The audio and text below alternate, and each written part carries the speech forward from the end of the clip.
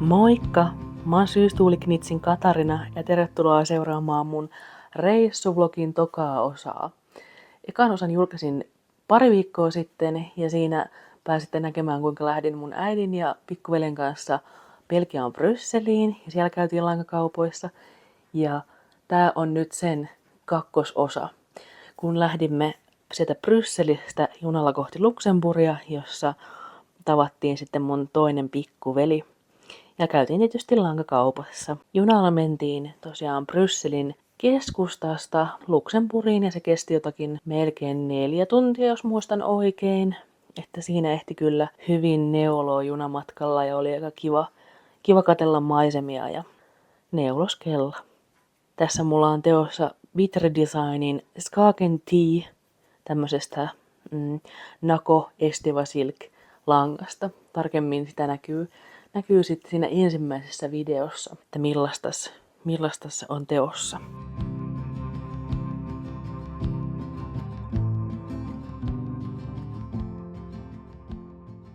Luxemburg oli aika erilainen verrattuna Brysseliin. Teki se Belgian pääkaupunki oli aika semmonen vähän jotenkin sotkunen. Et siellä oli, tietysti me saavuttiin sinne sunnuntai-aamuna, mikä oli vähän tietysti semmonen, että viikonlopun jäljet vielä edelleen siellä näkyy, mutta Luxemburg oli tosi jotenkin siisti ja tosi jotenkin miellyttävä. Siellä oli hienoja vanhoja rakennuksia, hienoja vanhoja siltoja. Mutta olihan tosiaan Luxemburg aika pieni verrattuna Brysseliin tai Belgiaan ylipäätään, että vähän erilainen, mutta tosi hieno paikka kyllä, että ihasteltiin kovasti.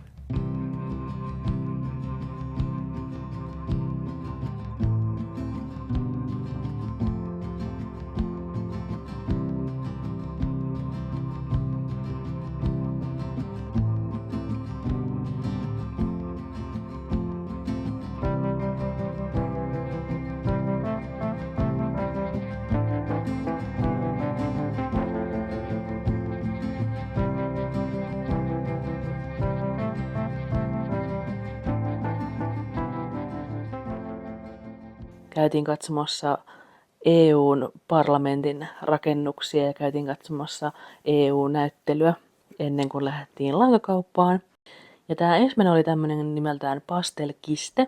Googlen mukaan tässä osoitteessa piti olla 2 käsityöliikettä, mutta kävi ilmi, että siinä on myös 2 liikettä yhdistettynä samaan liikehuoneistoon.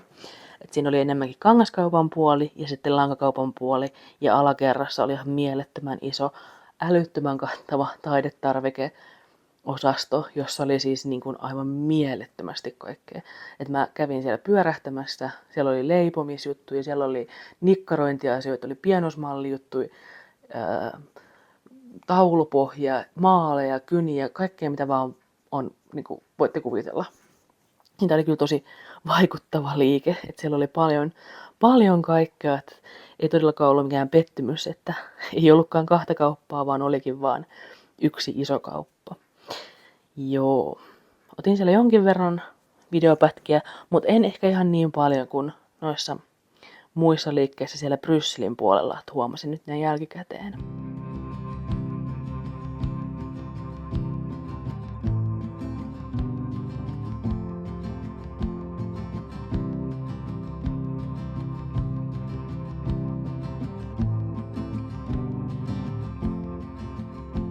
Ja sitten suunnattiin toiseen lankakauppaan, jonka nimi on Wall Boutique.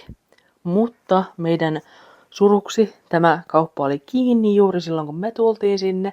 Ja sitten me vaan katseltiin ikkunan takaa. Muita lankakauppoja me ei oikein pongattu. Mä yritin katsoa Googlesta, mutta sitten tuntuu, että ne ei ehkä ollut sitten semmosia kivijalkaliikkeitä, mihin olisi voinut mennä. No niin, terveisiä Luxemburgista. Tänään on nyt toinen päivä täällä ja huomenna lähdemme kotiin. Vähän väsymys näkyy naamasta, olemme kävelleet paljon ja olemme käyneet lankakaupassa. Ja se oli semmoinen liike, jonka nimen kirjoitan tähän alle. Ja siinä oli siis Googlen mukaan siinä olisi 2 liikettä. No siinä olikin, mutta 1 sisäänkäynti. Siellä oli toisessa ikään kuin liikkeessä oli kankaita ja toisessa lankoja ja alakerrassa taidetarvikkeita. Eli se oli tosi monipuolinen paikka. Ja ajattelin esitellä tässä vähän nyt sekalaisesti näitä meidän ostoksia. Mun äiti löysi täältä sellaisen ihanan pellavalangan, Linen 100 Lotus Jaan. Tässä on 50 grammaa ja 290 metriä. Ja väri on 09. Tämä on tämmönen söpö, pieni, pitkulainen vyyhti. Ja mä ajattelin, että mua kiinnostaisi kans kokeilla, koska mä en ole koskaan tehnyt pellavasta. En edes sellaisesta, missä on osittain pellavaa ja osittain puuvillaa. Niin ostin tätä mustana. Yllättyneitä ovat, ei kukaan, mutta siis mustana. Ja mua vähän kauhistuttaa, kun tää on niin ohutta. Mulla ei myöskään koskaan ollut näin ohutta. Mutta ajattelin tehdä jollain isoilla puikoilla ja toivon, että tämä lankamäärä, mitä ostin, niin riittäisi jonkunnäköiseen kesäpaitaan. Ja tällainen yksi vyyhti, jossa on 50 grammaa, maksoi 10 euroa. Kun maksoi 10 euroa. Joo. Eli 10 tällainen, ja ostin näitä 4 ja 200 grammaa, mutta sitten metreissä yli 1000. Joo. Niin, tää on kiinnostavaa, koska tää on ihan uusi juttu mulle. Ja tässä näkyy nää vielä. Vähän toistuu värit huonosti, kun täällä on tämmönen keltainen kamea. Tommonen niinku yöpöydän lamppu. Mutta nämä. Äitini pongasi sieltä myös tällaisen Langjansin vajan. En tiedä, miten hän nyt kuuluisi sanoa, mutta tästä langasta ja tästä väristä oli tehty semmoinen tosi nätti niin kuin mallineule. Niin tää sopii mun äidille tosi hyvin tää väri. Tämmönen niin kuin vaaleampi oranssi. Tää on tosi jännän näköinen tää kierre. Se on vähän erilaista. Ja tää oli myöskin 10 euroa yksi tää kerä. Ja tässä kerässä on 50 grammaa ja 200 metriä. Ja mitäs muuta? Mitäs tässä on vyyhtiä? Siis kerä. Niin. Tässä on 74% puuvillaa, 16% villaa ja 10% jakkia. Yes. Ja toinen hauska löytö oli Langjansin golf-langat. Äitini osti nämä ystävällisesti minulle. Nämä oli 25 euroa tarjouksessa. Eli siis tässä on 500 grammaa. Tää on merseroitua puuvillaa ja 50 grammaa, 125 metriä. Eli. Ja musta väri on tosi kiva. Tää on semmonen tumma turkoosi. Ja tää on itselle vähän uusi väri, mutta mä oon katsellut tällaista, että mua kiinnostaa tämän värinen. Niin päätin kokeilla jotain ihan uutta. Niin, tää oli hyvä. Hyvä löytyi Alesta. Normaali hinta oli jotain 3,79 tai vastaavaa. Ja nyt tosiaan 2,50 kerä. Ja tietysti Ainolle lankaa tällainen lanka. Laneras Yarns Company. Ja tämä on värissä Vienna Barefoot Fingering 365 metriä 100 grammassa. Ja 100% Polvartin villaa. Kyllä. Ostin näitä 3. Niin toivon mukaan tästä saisi jo jonkinmoisen paidan ehkä. Niin tää oli musta aina värinen, tämmönen hempeä. Tässä oli näitä ostoksia. Ostin myös toki kangaspussin, josta tulee projektipussi, kun teen siihen jotain kankaanpainantaa. Ja päädyin ostamaan tämmösen kankaisen, pienet palat ehkä jotain tekonahkaa, niin kuin laukun hihnan, kun tää Go Handmade Backpack Strap 160 senttiä, niin oli 14 euroa. Ja mulla on se Molla Millsin raita laukku teossa, mutta siitä puuttuu tää hihna siis, ja en ole löytänyt mistään semmoista kunnollista, että yritin koluta kirppareita ja kierrätyskeskuksia, jos mä löytäisin laukun, josta mä voisin ottaa semmoisen hihnan irti, mutta en löytänyt hyvää. Ja siis semmoista niinku laadukasta tai siis sillä tavalla hyvää. Niin nyt 14 €, niin vaikutti ihan hyvältä. Jees, no niin, tällaista. Saa nähdä mitä tästä videosta tulee, mutta ainakin on nyt kuvailtu. Lisäys. Mun äiti osti myös tämmösen nahkahihnan laukkuasiaa varten. Ja tää oli jotain ehkä 15 € siellä. Ja sillais. 100% nahkaa ja 120 senttiä pitkä. Niin, ihan jees. Ja mun äiti osti myös nappeja, mutta mä en ajatellut niitä nyt ehkä esitellä, koska muuten ne hukkuu tänne hotellihuoneen sänkyyn näihin tavaroihin. Mutta kiinnostavaa oli, että äitini löysi myös tällaisia, mikäs tää on?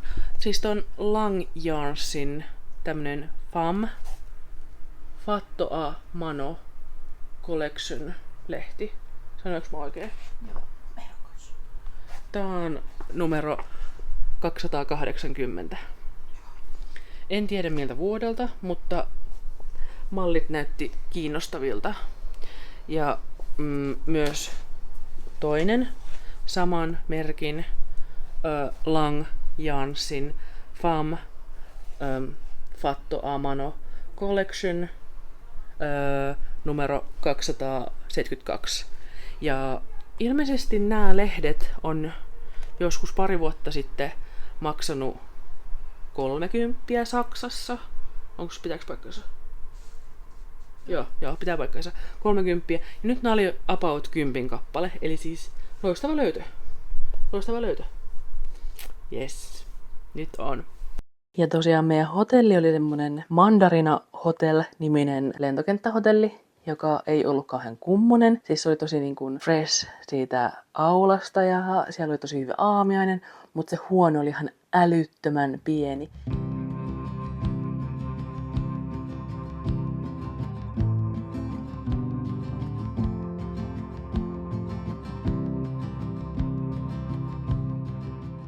Ja sitten tässä mä huomaan, että pienen tämmöisen matkaväsymyksen tässä, kun mä höpöttelen näitä ostoksia, esittelen, kun piti ottaa muutaman kerran uudestaan.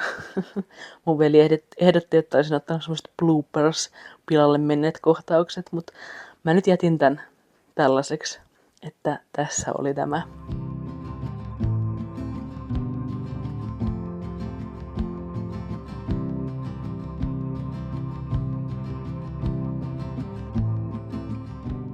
Ja sitten ihan viimeiseksi lähdettiin Luxemburgista takaisin Charleroi-hin lentokentälle, josta sitten lennettiin takas Suomeen. Se junamatka kesti jotakin 2-3 tuntia, muistaakseni ehkä 3 tuntia, en enää ihan tarkkaan muista näitä.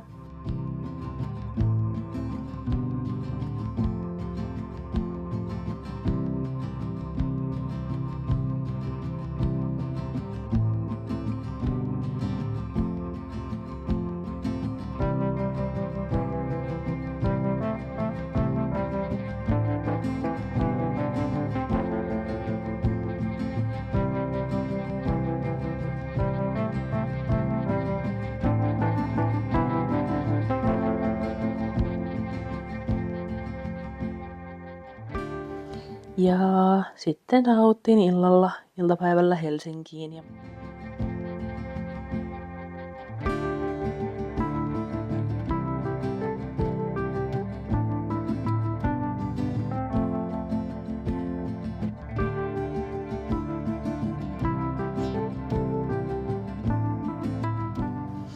Aino sai tuliaiset tällaisessa ruttusessa paperikassissa, kun se oli pikkasen mennyt vähän ruttuun tuolla mun laukussa.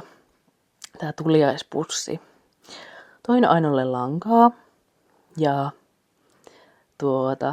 Paper Blanksin muistikirjan ja teetä. Se on itse asiassa Brysselistä se tee, koska siinä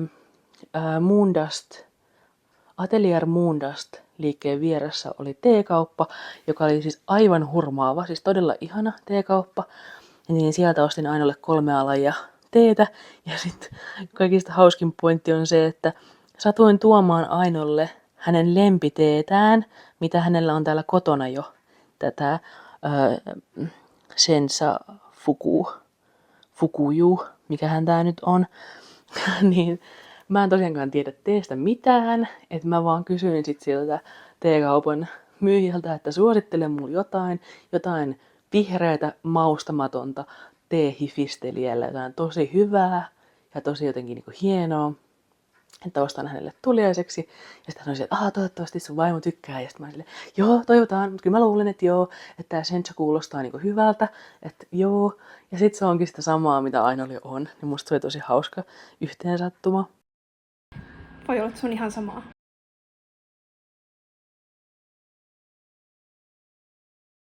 Ja sitten täällä on nämä langat. Tää väri ei nyt kyllä toistu tässä oikein kauhean hyvin.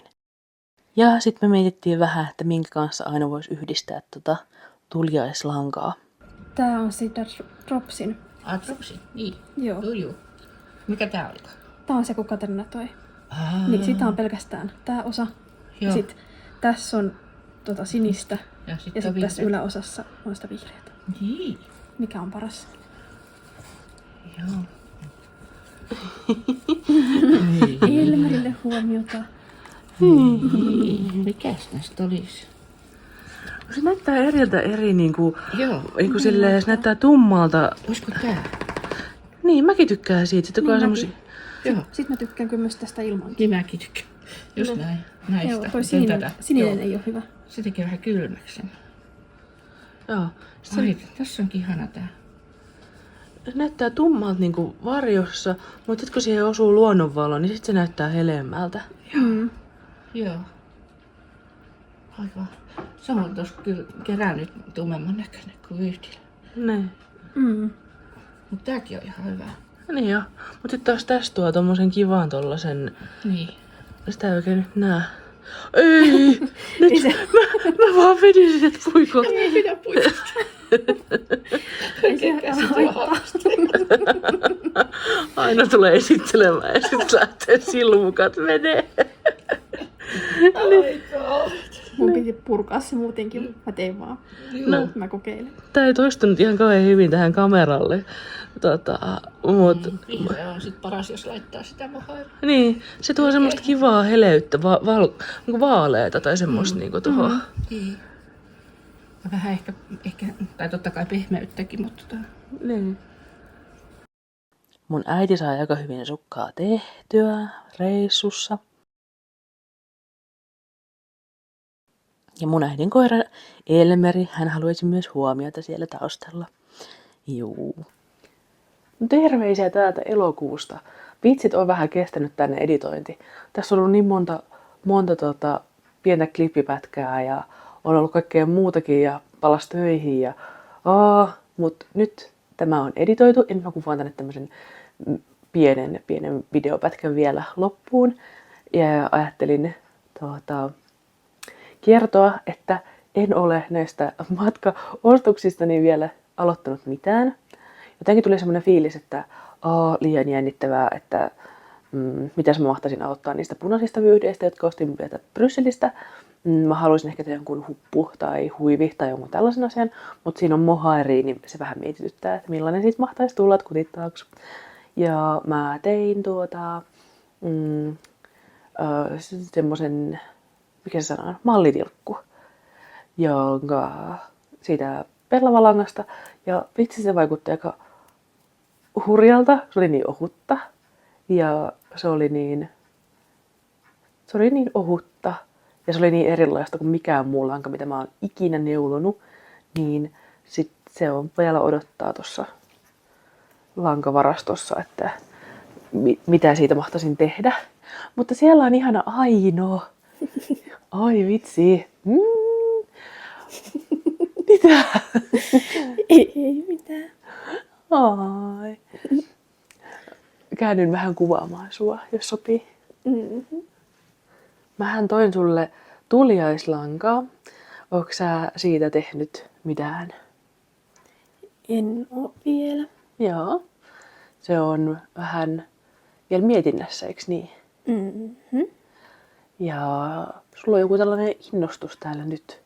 Mulla on nyt Sukka-innostus. sukkahomma. Sukkahomma, kyllä. Musta olisi hauska päästä sunkin kanssa reissaamaan johonkin, että ainakin sitten voitaisiin ensi kesänä mennä Tarttoon. Vai mikäs, oliko se Pärnu vai Tarttu, kumpa se olisi? Tarttoa. Tarttu. Siellä on Viron kansallismuseo. Joo. Ja semmoista. Mutta Ainolla on holdissa se lanka. Ja täällä on nyt, sä oot eilen ja tänään kovasti miettinyt, että millaista sukkaa sä lähdet tekemään. Mm-hmm. Ja täällä, nehän oli aurinkokehrän lankoja, eikös? Joo. Joo. Kyllä. Mutta se jätetään tämmöiseksi cliffhangeriksi, että jatkuu seuraavassa osassa, että mitä tulee, koska meillä molemmillahan on ihan kova neuletakki ja sukkainnostus, eikö? Mm-hmm. Joo. Kyllä. Joo. Kommentoi alas ihmeessä, mitä tykkäsit videosta. Se oli pikkasen semmoinen kaoottinen ja mä en kuvannut niin enää tarkasti tai huolellisesti tai niin paljon kuin siellä alkureissusta. Ja me joudun ottaa muutamia klippejä uudestaan ja kaikkea tällaista säätöä. Mutta mä oon nyt tyytyväinen, että tää on saatu purkkiin ja julkaisen tän nyt tällaisenaan vähän myöhässä. Siis sitten on melkein 2 kuukautta, kun me oltiin siellä. No, mutta joka tapauksessa se on nyt siinä. Niistä langoista en ole vielä ehtinyt aloittaa, mutta se reissu oli ihan superkiva. Musta oli tosi ihana päästä näkee uusia paikkoja, kun ei pitkä aikaa matkustanut missään. Ja just myös kun aikaisemmin kun on matkustanut, niin ei ole ollut niin innoissaan mistään lankajutuista. Paitsi nyt sitten Tallinnassa kun oltiin ja silleen, mutta muualla siis reissussa. Ja semmoista. Joo. Ja nyt ehkä on sitten seuraavaksi oikeasti sellaisen perinteisen jakson vuoro, että mitä ollaan saatu valmiiksi, mitä on teossa ja mitä ajatuksia meillä on syksyjutuista. Ja on muutamia juttuja, mitä me odotetaan kovasti, niin kuin muutamia uutuuskirjoja ja mä odotan Neulottua Kalevalaa, paitsi se julkaistiin nyt, että periaatteessa sen voisi hankkia. Ja sit sä odotat sitä Neulettakikirjaa, niin tällaisia, niin jutellaan niistä sit lisää myöhemmin. Puhuttiin, että pystyttäisikö me tekemään 2 kertaa kuussa videota. Se voisi olla semmoinen, että voitaisiin yrittää ja kokeilla ja katsotaan, mitä syksy tuo tullessaan. Mutta olisi tosi hauskaa tehdä aina loppuviikoksi sitten, tai siis loppuviikosta julkaista joku video 2 kertaa kuussa. En osaa sanoa mitä aikataulua tarkemmin, mutta tällaisia juttuja mä oon pohtinut, että haluaisin tehdä tätä niin kuin säännöllisesti. Joo, kyllä. Mitäs hei teille kuuluu? Mitä syksyjuttuja? Mikä fiilis teillä on nyt niin kuin tällä hetkellä neulen rintamalla? Onko ihan jo niin kuin syksyfiilis, syksy villapaita, villasukka, neulomismeiningit vai onko vielä edelleen sellainen, että voi tehdä jotakin kevyempää ja semmoista. Mullahan on vielä yksi kesäpaita teossa. Tai siis se on se Clover Tea. Mutta se on ihan muutama sentti hihaa, niin sit se on valmis. Ja Ainolla on täällä jo villasukkahommia. Oliko sulla aikaisemmin tänä kesänä villasukkajuttuja vai onko se tehnyt nyt nyt alkoi? No mä aloitin niitä yksiä sukkia siitä onionlangasta. Siitä semmosesta, siinä oli pellavaa ja mitenköhän siinä oli nokkosta. Ja en mä muista mikä lanka se oli. Joo. Mutta sitten mä ehkä purin ne. Ei tullut hyvä. Ai joo. En jaksanut. Mutta se sukka tulee ihan älyttömän nopeasti sulla siellä. Niin tulee. Siis mä oon tässä ehtinyt istua muutaman minuutin ja sä oot jo tehnyt puoli sukkaa. Mut joo, kiitos kun katsoit videon ja nähdään taas. Moikka!